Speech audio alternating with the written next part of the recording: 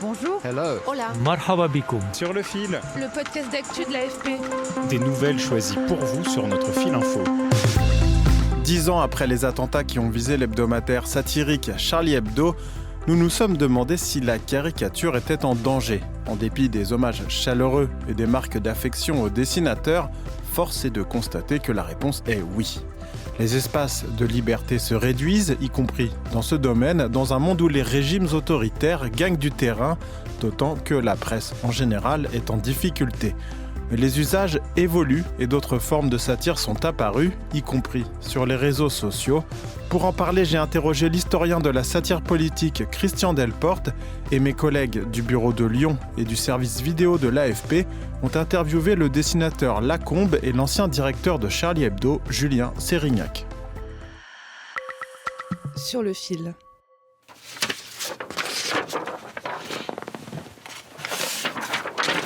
Au sein de l'équipe de Sur le fil, la première question que l'on s'est posée, c'est de savoir s'il y avait un avant et un après l'attentat du 7 janvier 2015.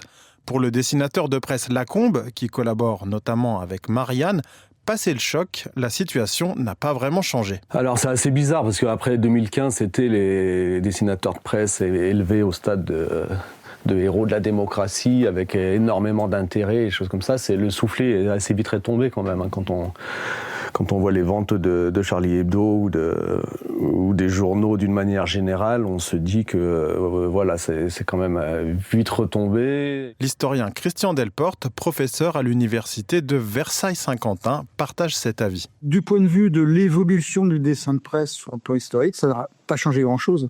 C'est-à-dire que c'est un recul constant depuis les années 60.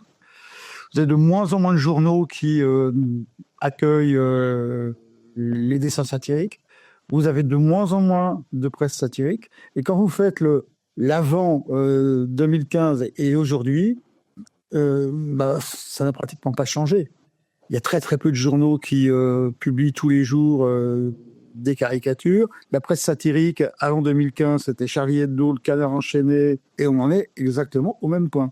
Ce qui a changé aussi, c'est une évolution qui s'était bien amorcée dès le début du 21e siècle, là, avec les réseaux sociaux.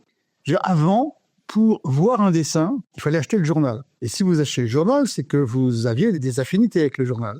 Et pour le dessin, c'était mieux que ça. C'est-à-dire qu'il y avait une forme de connivence entre le dessinateur et le lecteur. Et ça a disparu avec une libre circulation des dessins sur les réseaux sociaux. Preuve de cette complicité entre dessinateur et lecteur, l'histoire de la petite souris de Plantu. Dans une interview donnée à la Bibliothèque nationale de France, le dessinateur historique du Monde, qui a tiré sa révérence en 2021, explique avoir créé cette petite souris qu'il plaçait aux côtés de Jacques Chirac pour protester contre un cadre de son journal. Après, quand on a réglé le problème, j'ai enlevé ma petite souris de Chirac. Et puis, il y a les lecteurs. Alors, je ne dis pas qu'ils ont fait une manif en bas. Hein. Mais enfin, il y a des gens qui ont écrit. Et puis, tout le monde disait, alors, ta petite souris. Et moi-même, j'avais oublié. Et les gens, ils réclamaient la petite souris. Elle ne m'appartient pas. Elle appartient à tout le monde. Dans son numéro spécial, Charlie Hebdo l'affirme, l'envie de rire ne disparaîtra jamais. Le journal publie également les résultats d'une étude de l'IFOP pour la Fondation Jean Jaurès, réalisée en juin 2024. Selon cette étude, 76% des Français estiment que la liberté d'expression est un droit fondamental et que la liberté de caricature en fait partie. Et 6 Français sur 10 sont favorables au droit de critiquer de manière outrageante une croyance, un symbole ou un dogme religieux. Écoutez Julien Sérignac, ancien directeur général de Charlie Hebdo. Et on constate des résultats assez intéressants et assez riches qui montrent que justement, s'il doit y en avoir un avant et un après, c'est plutôt en faveur du dessin de presse, c'est-à-dire que les gens sont plus attachés au dessin de presse, pensent davantage qu'il faut oser rire de tout, oser montrer, traiter tous les sujets. Pour autant, cela ne se manifeste pas par plus de caricatures. Il y a un décalage, effectivement, et c'est là où l'enquête était intéressante, entre l'image globale qu'on se fait et ce que pensent réellement les Français, les précautions que prennent certains éditeurs. Je prends l'exemple du New York Times qui a décidé de ne plus publier de dessins de presse, et la réalité. Selon l'Institut suédois VEDEM, il y a désormais autant de régimes autocratiques que dans les années 30, les démocraties reculent et les espaces dédiés à la satire aussi. Le New York Times, par exemple, ne publie plus de caricatures depuis 2019 et début janvier, une dessinatrice du Washington Post a démissionné après s'être vue refuser un dessin mettant en scène Jeff Bezos, patron d'Amazon et de son journal. Dans ce dessin, on voyait des milliardaires de la tech, dont Jeff Bezos et Mark Zuckerberg, le fondateur de Facebook, offrir des sacs de dollars à Donald Trump. En Europe, l'association Cartooning for Peace dénonce aussi la hausse des poursuites judiciaires visant les caricaturistes en Turquie et en Hongrie. Ailleurs dans le monde, les poursuites en diffamation pour outrage ou obscénité sont de plus en plus fréquentes selon l'ONG. Dans les États autoritaires, le pouvoir ne veut pas être égratigné, on le comprend, mais que se passe-t-il dans les démocraties ? On a cette impression que le dessin de presse pose problème, parce qu'il y a des polémiques importantes sur les réseaux sociaux notamment. Et donc pour ces raisons-là, parce qu'on a cette impression-là, parce qu'ils reçoivent des courriers de lecteurs qui s'insurgent contre tel ou tel dessin, alors le dessin recule, et pour autant il y a cette demande de voir du dessin de presse. Il y a ce paradoxe. Pour Christian Delporte, il y a aussi une question d'âge. Alors, il peut y avoir la peur des rédactions face à la publication de dessins qu'on juge provoquants. Et je crois qu'il n'y a pas que ça. Je crois qu'il y a des différences générationnelles, peut-être même une rupture générationnelle, avec, on le voit dans un certain nombre d'enquêtes, entre, je dirais, les plus de 35 ans, qui estiment que le dessin de presse est associé à l'esprit critique, à la contestation, à la liberté, que ça doit durer. Et puis vous avez des générations plus jeunes. Le phénomène s'affirme à mesure qu'on est plus jeune.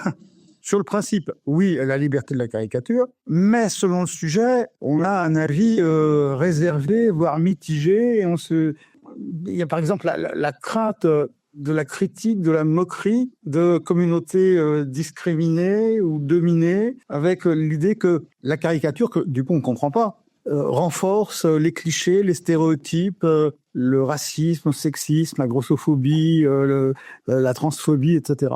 Posez-vous la question, riez-vous aux mêmes blagues que vos parents, vos grands-parents ou vos enfants ? Il y a également le fait que chaque génération a sa propre approche de l'humour. Il y a évidemment la sensibilité aux minorités, aux communautés, mais il y a également des formes d'humour nouvelles. Moi, je suis frappé par le fait que pour les plus jeunes, l'humour ne passe plus par le dessin. En tout cas, pas par le dessin de presse, mais par les réseaux sociaux, par les mèmes, par les photomontages, par les vidéos, par les blagues qui circulent sur les réseaux sociaux, à tel point d'ailleurs que certaines forces politiques s'introduisent par ce biais pour faire oublier leurs idées politiques et jouer la carte de l'humour.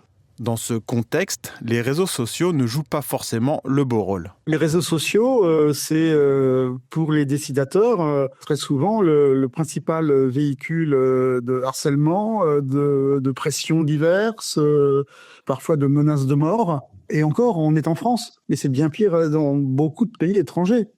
Le problème, c'est qu'avec un journal, il y a une unité. Le dessin, il n'est pas tout seul, il n'est pas en suspension, il est dans des pages, dans un journal qui est structuré, etc., et qui, contextualisé, donne une impression générale de l'actualité et, au sens le plus noble, une certaine idéologie.